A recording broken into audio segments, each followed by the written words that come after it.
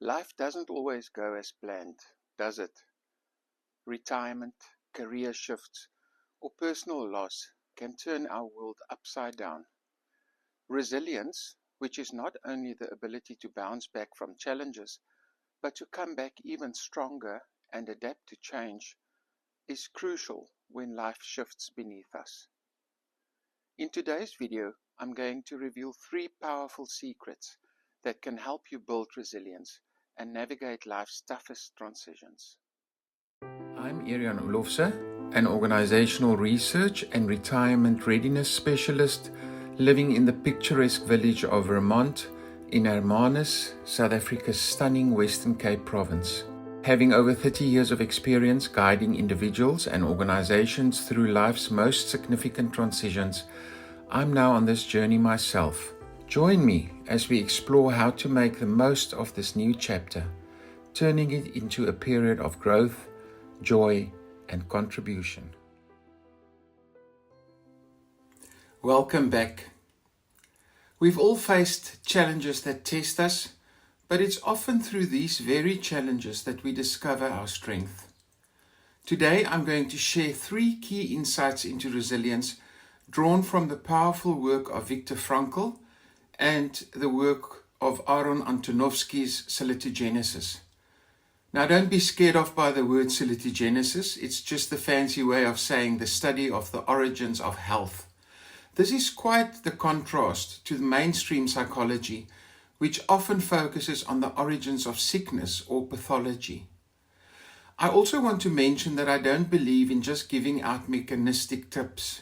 If we understand where these ideas come from and how they work, we're much more likely to make them stick when we decide to implement them. So let's dive in and explore how these insights can strengthen your resilience mentally and physically when times get tough. Resilience isn't just about bouncing back.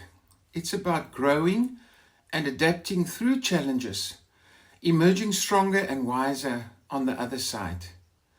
Research shows that there are 3 core elements to resilience.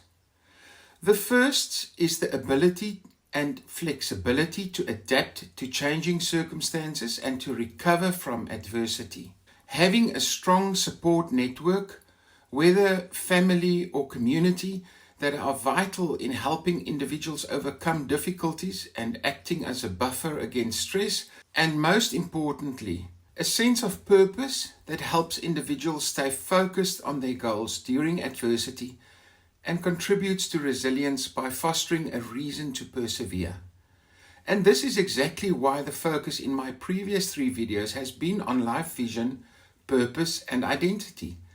Because having clarity in these areas strengthens your ability to bounce back from setbacks and adapt to change. When you're grounded in a sense of who you are and what you're aiming for, it becomes easier to navigate life's toughest transitions. One of the most powerful stories of resilience comes from Viktor Frankl, a psychiatrist and a Holocaust survivor. Amidst unimaginable suffering, Frankl realized in the Nazi concentration camp that while he had no control over his surroundings or even whether he lives or dies, he still had control over one vital thing, his thoughts. He imagined teaching his students after the war, helping them find meaning in life's darkest times. This mental exercise gave him a sense of purpose and control. His powerful saying, "Everything can be taken from a man but one thing, the last of the human freedoms, to choose one's attitude in any given set of circumstances, to choose one's own way." That serves as a reminder that even in the face of adversity, we always have the power to control our response and define our own path. Frankl's strategy teaches us that we can always choose how we respond, even when life feels chaotic. A similar sentiment is expressed in the true story The Tattooist of Auschwitz, where Lali Sokolov reflects that as long as there is a sky above and the opportunity to help others, there is a reason to keep going.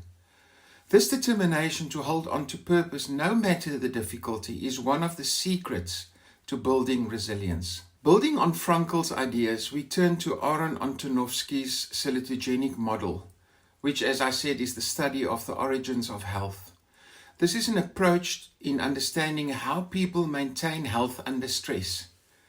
Viewing the world through salutogenic lenses, we recognize that the human condition is one of disorder, instability, disruption, and imbalance. Stresses are forever present, regardless of our living standards, environmental control, or medical advancements. This shifts the question from what makes people sick to how do people cope with a variety of stresses in their daily lives.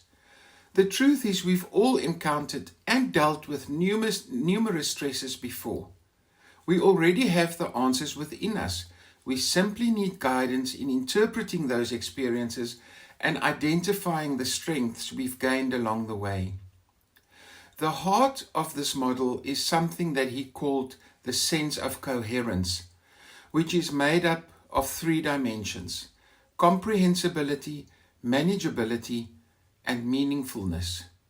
Comprehensibility is, do you see life as structured or does it overwhelm you? Even in unpredictable times, finding patterns can help you make sense of the chaos. A powerful example from Antonovsky's work is how some Holocaust survivors, though faced with unimaginable horrors, were able to make sense of their suffering by understanding it within a larger narrative of survival and meaning. It wasn't about making peace with what happened, but about cognitively processing the chaos, allowing them to move forward with a sense of purpose. Do you believe you have the resources to handle life's challenges? This could be anything, from supportive relationships, financial resources, education and knowledge, spiritual or religious beliefs, your health, or even your sense of humor. Antonovsky noted that individuals who see life as manageable often feel they have access to resources they need, whether their resources are external, like a trusted friend, or internal, like the ability to adapt or keep a positive mindset.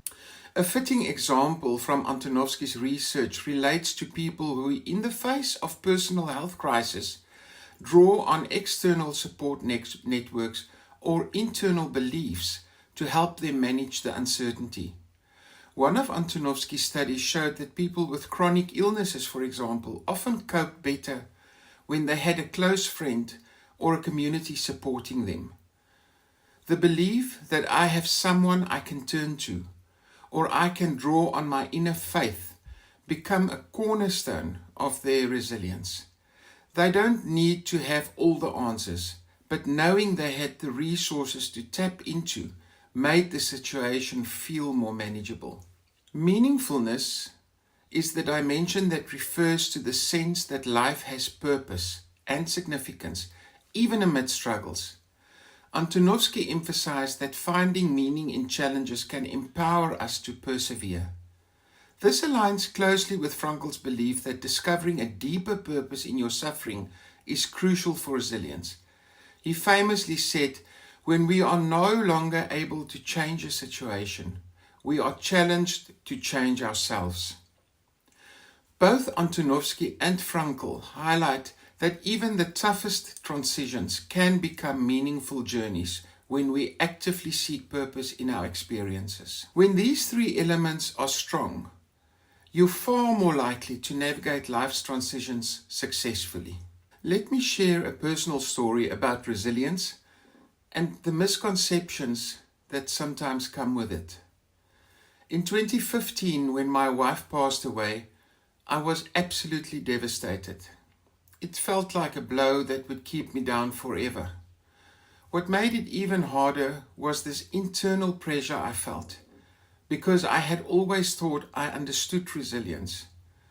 After all, I had studied it extensively in my postgraduate work on resilience and positive psychology.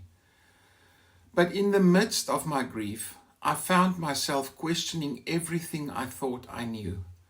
I was drowning in pain, and I believed that I wasn't resilient because I wasn't bouncing back the way I expected myself to. It was made worse by my misunderstanding, thinking resilience meant never getting knocked down in the first place. But here's the thing, the map is not the territory. It's only when you face these life-shattering events that you truly experience what resilience is. I felt like I was swimming upstream, exhausted and barely keeping my head above water. It was only when I realized that resilience doesn't mean you never get knocked down, that something shifted. I stopped fighting against the current and, in a sense, turned on my back and let the river carry me. I allowed the natural flow of grief and healing to take me where I needed to go, instead of forcing myself to swim when I was not yet strong enough. And eventually I reached the side of that river. I got out stronger, wiser, and more compassionate. That's what resilience really is. It's not about how quickly you get back up, but about getting back up when you are ready, when you've healed and found your strength again. So, to recap, here are the 3 secrets to resilience. It's about growth, not just bouncing back. Number 2, you can always choose your response, even in chaos. Number 3, strength comes from making life comprehensible, manageable, and meaningful. As you face your next life transition, ask yourself, how comprehensible, manageable, and meaningful is this challenge? And what resources can you rely on to strengthen your resilience? Thank you for joining me today, and I'll see you next time.